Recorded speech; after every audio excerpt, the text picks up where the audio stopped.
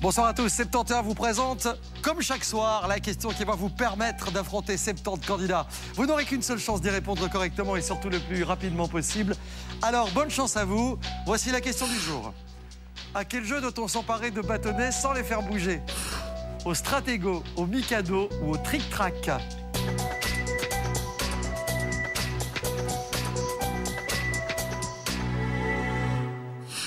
La bonne réponse était évidemment la réponse B, au Mikado. Je vous félicite parce que vous avez été extrêmement rapide. Mais il y en a un ou une qui était plus rapide que les autres. Ce soir, il s'agit de Cédric Tiberghien.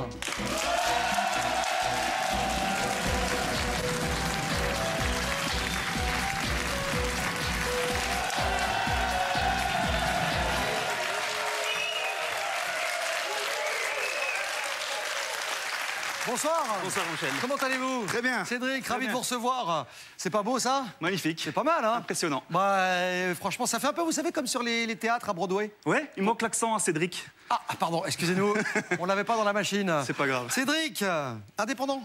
Oui. Dans quel domaine, dites-nous? Dans tout ce qui touche à l'infographie, et plus largement au niveau de la... Je fais de la vidéo. Créatif, donc. Voilà, du graphisme, tout ce qui tourne autour de la publicité. Plutôt la pub? Des sites web, etc. Oui. D'accord. Votre truc à vous, c'est aussi le théâtre? Oui. Mais j'ai envie de dire pas n'importe quel théâtre. Pas n'importe quel théâtre, non, je fais partie d'une compagnie patoisante, donc à Moucron. On dit ça? Le théâtre wallon Moucron. On parle du théâtre patoisant. Voilà, parce vrai que ça s'apparente plus au Picard, en fait, dans la région de Moucron. À Moucron, forcément. Qui Ouais. ressemble fort au ch'ti, en fait. Mhm. Et donc, vous jouez dans le dialecte On joue local? en Picard. Mais comment ça se passe? C'est-à-dire que moi j'aime beaucoup ça, mais est-ce que vous reprenez des classiques imaginés en français et que vous les adaptez ou est-ce que c'est créé vraiment pour le dialecte? Non, on a la chance d'avoir un auteur qui en est à, je pense, à 25e pièce. Pour le spectacle patoisant? Pour notre troupe. Et D'accord. puis, les années suivantes, d'autres troupes en Wallonie jouent dans leur dialecte. D'accord. On joue par exemple en Carolo, etc. Par exemple, si vous nous parlez, si vous nous faites une petite réplique de votre pièce actuelle en wallon de Moucron, peut-être que moi qui suis originaire de Charleroi, je vais rien y comprendre. Oh, je vais essayer. Ça donnerait quoi? Au début, c'est facile. Bon. C'est une catastrophe. Oui, ça jusque-là, je comprends. J'ai oublié ma pique-nique et ma boîte à tartines à Majon. Oui, jusque-là, on a compris. Il a oublié son pique-nique et ses tartaches à la maison. Une femme, elle m'a déposé, elle a guardé le voiture et elle a guardé les clés. Elle avait posé à l'avant de la voiture et elle a oublié les clés? Voilà, c'est pas très compliqué. Non, ça va, ça on gère. Hein. Jusque-là, on a compris. Je pensais que c'était plus compliqué que ça, le micro-noir. Il y a quelques subtilités. Par exemple, si je vous dis je vaux volontiers votre jeu, Jean-Michel. Je vaux volontiers? Je vaux volontiers. Ah là, par contre, J'aime beaucoup. Ça veut dire je vois volontiers votre jeu. Je vois volontiers. Je vaux volontiers. Ah, c'est pas mal. On peut le dire à une dame aussi. Je te vaux vaux volontiers. Je te C'est vaux pas très volontiers. romantique. Non, mais c'était élégant. Mais c'était élégant. Je te vaux Très bien. volontiers. Bon, bah, vous éliminez 70 personnes et vous aurez gagné la partie. Il n'y a plus qu'à. Je vous souhaite un coup de théâtre tout à l'heure, peut-être, sur la 10e question. Si vous gagnez ce soir, le petit pécule que vous aurez accumulé servira à quoi? Oh, un petit voyage certainement. Pour destination, par exemple? J'adorerais essayer l'Asie. Ah ouais. Vietnam ou Thaïlande. Oh, vous avez 1000 fois raison. Bonne chance. Merci bien. Allez, Cédric, c'est parti avec ceci. Les films belges, les comptines, un répertoire urgence. Jouons au film belge. Allons-y, les films belges, tant qu'on y est. Alors, La Promesse en 96, qui signait ce film belge? Les frères Dardenne, Jaco van Dormal ou Lucas Belvaux?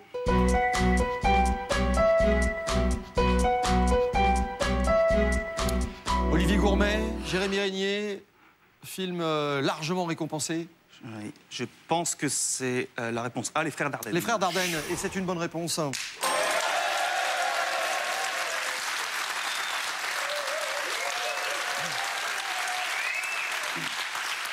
Qui ont fait beaucoup de bien au cinéma belge. Hein. Exactement. C'est ce qu'on appelle des gens bons. Ils étaient 70. Et voici les meilleurs. Il y avait 47 bonnes réponses. Deuxième question. La voici tout de suite. Nouvelle proposition pour Cédric.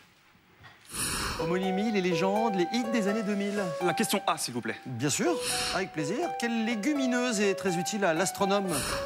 Le pois chiche, le flageolet ou la lentille?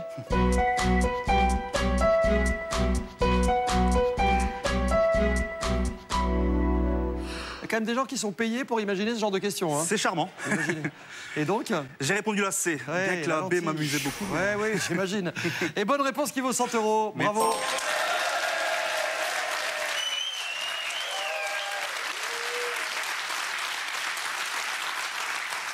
Voici 47 candidats qui ont répondu. Ils ne sont peut-être plus 47, mais 40.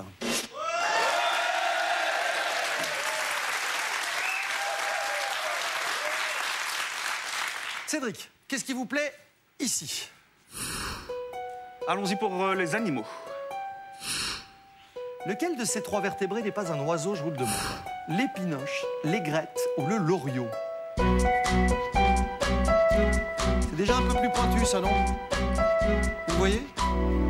J'ai une petite idée. C'est pas un oiseau. J'ai répondu la réponse A, l'épinoche. Il me semble que c'est un poisson. C'est exactement ça. L'épinoche, c'est un petit poisson. C'est une très bonne réponse.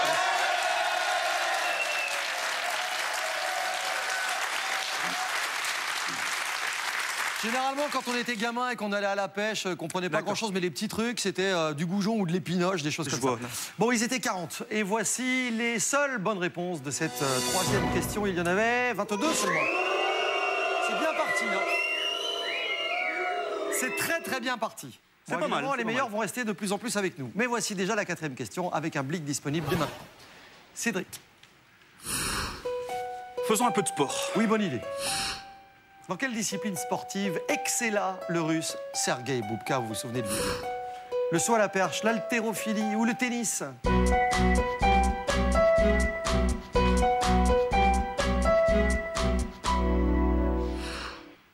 Je pense qu'il est toujours détenteur de ses propres records du monde. Oui, exactement. Oui.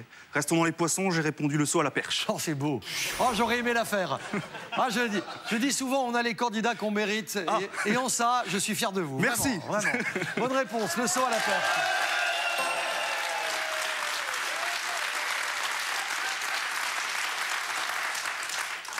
C'était une parfaite réponse qui vous vaut 200 €. On en a 500 dans la caisse, c'est parfait. Ils sont 22. Je vous propose juste avant la pause de vérifier qui sont ceux qui nous quittent. Sur la perche de Sergueï Boubka, il n'y avait que 3 éliminés.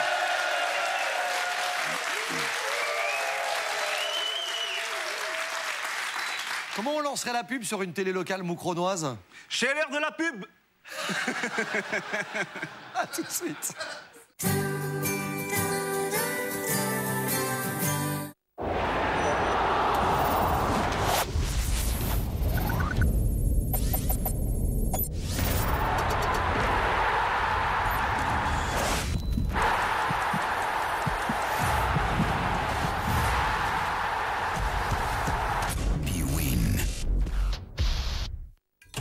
À ceux qui ont choisi l'exigence plutôt que le compromis. À ceux qui visent le geste juste pour atteindre le sublime. À tous ceux-là, nous dédions Jacques Motte Absolu. Un café corsé, au goût plein et aux arômes délicats. Jacques Motte Absolu. Le XVIIIe siècle et la médecine. Une histoire à partager jusqu'au 21 avril 2014. Toutes les infos sur châteaudesenef.be. Découvrez la série de BD Les Filles. Avec des conceptions bien différentes sur la vie, les mecs, l'amour. Vivez avec elles leur entrée dans le monde des adultes. On quitte le cocon familial, on s'installe avec son mec, on cherche des petits boulots, sans oublier les corvées ménagères, le fric à gérer et la chipie d'à côté. Découvrez le tome 1 dès à présent en librairie.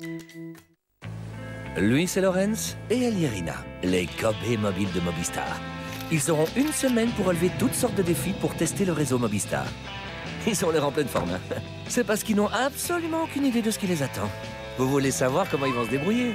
Suivez leurs aventures sur mobistar.be/fastforward. Have a nice day.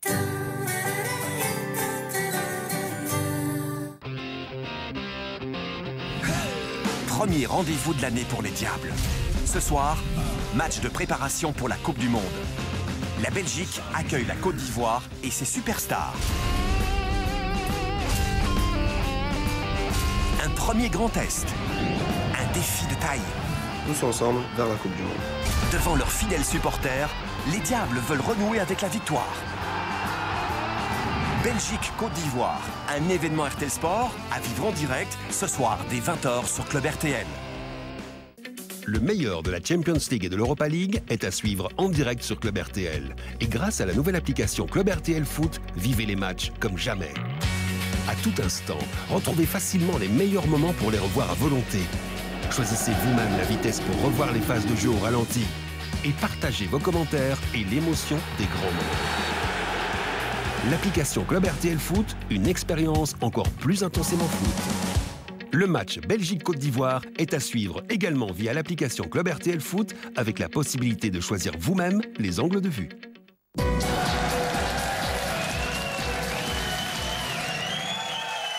soirée sur RTL, vous êtes dans la deuxième manche de 71, ça se passe super bien pour Cédric, c'est vrai, hein, pas d'erreur dans la première manche. On démarre la deuxième sur la 5e question, ils sont 19 et si vous arrivez, je vous souhaite la bienvenue sur RTL. 5e étape pour 3 nouveaux thèmes, avec du mercato, des séries enfantines ou des transports. La question C, s'il vous plaît. C'est parti. La deuxième manche commence avec cette question. Lequel de ces moyens de transport est équipé d'un pantographe? La locomotive électrique, l'autocar ou l'avion?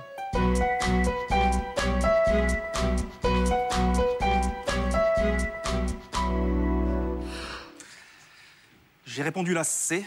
L'avion? Oui, il me semble que c'est la boîte noire, en fait. Ça s'appellerait le pantographe? Ça me parle comme ça, en tout cas. D'accord. Je vous explique. Le pantographe, c'est le système articulé qui permet généralement aux trains, ou surtout aux locomotives, de capter le courant. D'accord. Le courant électrique qui est situé en hauteur dans les câbles. Et c'est donc évidemment la locomotive électrique. Ah oui, comme vous dites. Oh là là là là là. C'est pas très grave, hein, Cédric. Non. C'est une première erreur. C'est du coup une première récupération dans quelques instants. Avant cela, vous étiez 19 et voici ceux qui ont le privilège de rester sous les projecteurs. Ils ne sont que 7.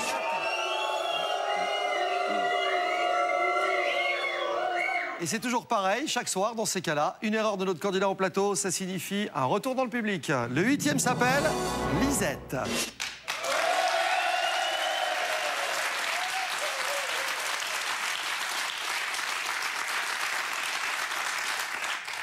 Lisette qui vient de Herstal, éliminée depuis la première question. Elle n'a pas encore pu donner de bonnes réponses ce soir. Espérons que ça commence maintenant. Bonne chance, Lisette. Bon, 6e question. Cédric, on va aller chercher de l'argent pour 200 €. Guerre 39-45, géographie ou les intros célèbres. Géographie. On adore ça. Qu'appelle-t-on la zone septentrionale de notre globe? La zone autour de l'équateur, la partie nord du globe ou la partie sud du globe? La zone septentrionale. Vous avez dit? La réponse B. La zone nord du globe en opposition à la zone méridionale. Exact, la zone sud. Bonne réponse, 200 €.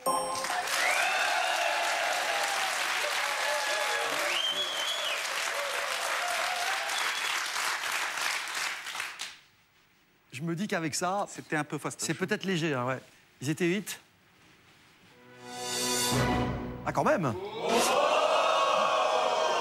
Comme quoi, vous voyez, c'est pas mal. Il n'y a pas de règle dans cette émission. On est toujours surpris. Marie-Josée est toujours avec nous, Rudy et Mickaël. Alors, ils sont horticulteurs, jardiniers, c'est à peu près chou vert et vert chaud, et retraités pour Marie-Jo. Bonne chance à tous les trois. Et voici les 3 meilleurs sur des questions précises. Faites gaffe, hein, horticulteurs, jardiniers, on évite tout ce qui a les mains vertes. Hein.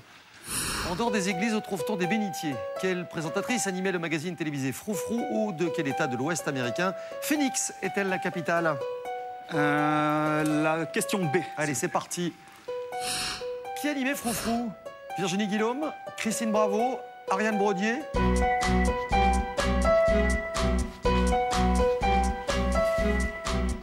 Ça fait les belles heures de ce qui s'appelait encore Antenne 2 à l'époque, au début des années 90, produit par Thierry Ardisson. Avec Christine Bravo. Exact, avec dans les chroniqueurs, c'était dans Union Libre en revanche, non. Union Libre, c'était avec Nico Aliagas, etc. Oui. Mais Froufrou, effectivement, c'était Christine Bravo. Bonne réponse.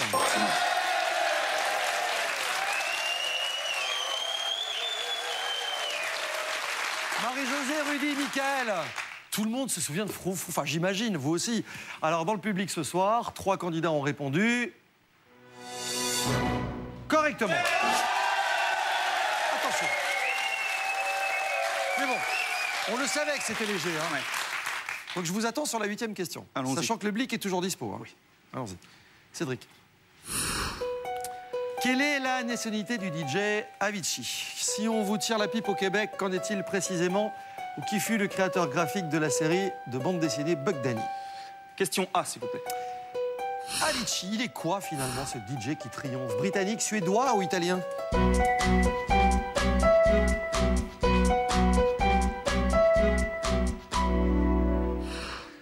J'ai répondu la réponse B, suédois. Blic ou pas blic? Pas maintenant. Vous me dites que Avicii, DJ qui triomphe partout dans le monde, serait suédois. So wake me up when it's So wake me up when it's all over.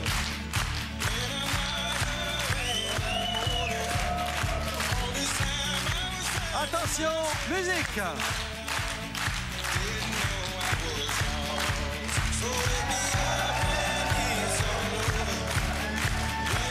Wake me up, Avicii, DJ d'origine suédoise. Bonne réponse.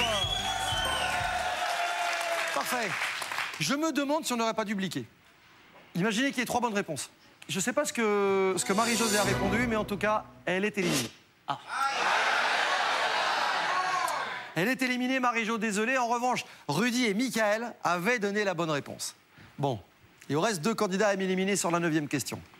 Et j'attire votre attention. Hein. Rudy et Michael, l'horticulteur, le jardinier, réalisent le parcours sans faute. Ils n'ont commis aucune erreur jusqu'à présent. Cédric, pensez à ça. 400 €, 9e question. Quelle langue est à l'origine du mot slalom? Quelle île abrite le piton de la Fournaise, volcan encore actif aujourd'hui? Ou quel sport professionnel pratiqua le Brésilien Emerson Fittipaldi? La question B. Allons-y. Alors, le piton de la Fournaise, ce volcan toujours en activité, est-ce à la Martinique, à la Guadeloupe ou sur l'île de la Réunion?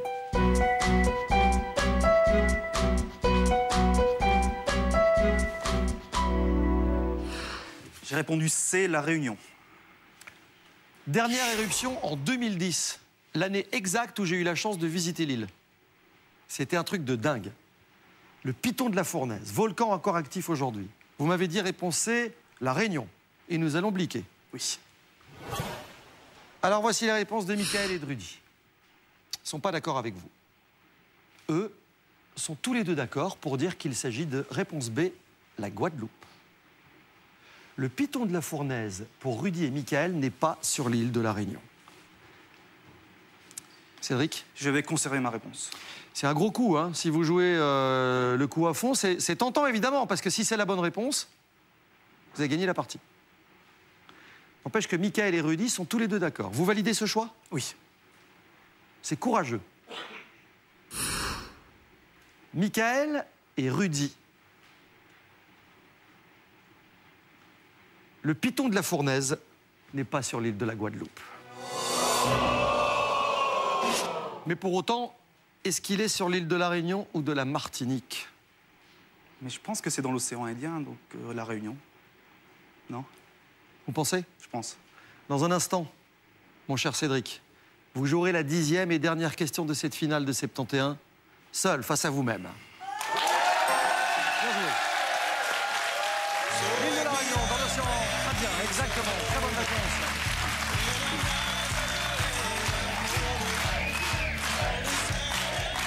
Bravo, c'est bien joué parce que là, vous êtes tranquille. Vous venez d'éliminer 70 candidats.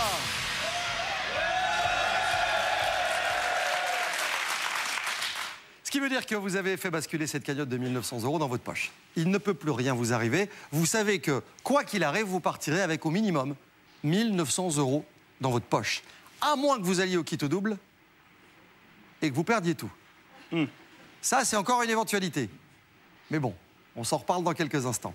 En tout cas, si vous choisissez de jouer la sécurité, vous pouvez partir avec un minimum de 2 400 € en cas de bonne réponse sur cette dernière question. La voici.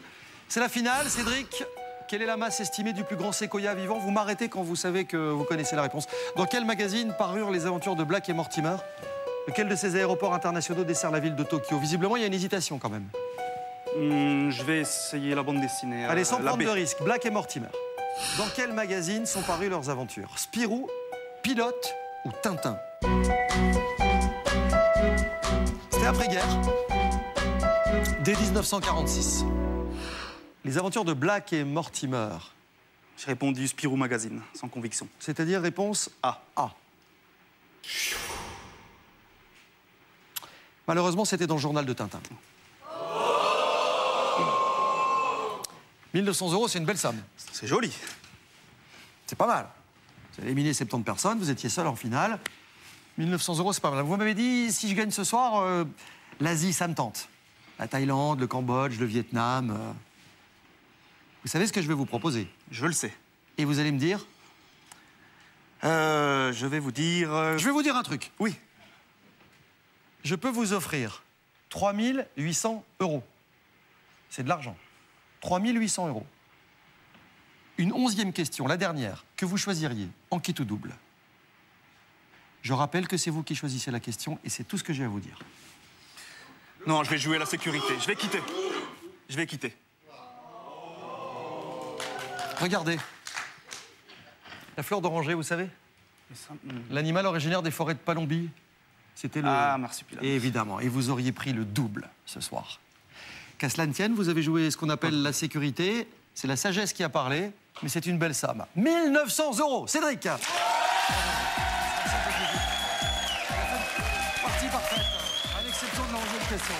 Merci, bonne soirée. Dans un instant très court, le journal de 19h. Merci d'être sur RTL. Bonne soirée à la maison. À bientôt. Bye bye. Bravo à tous.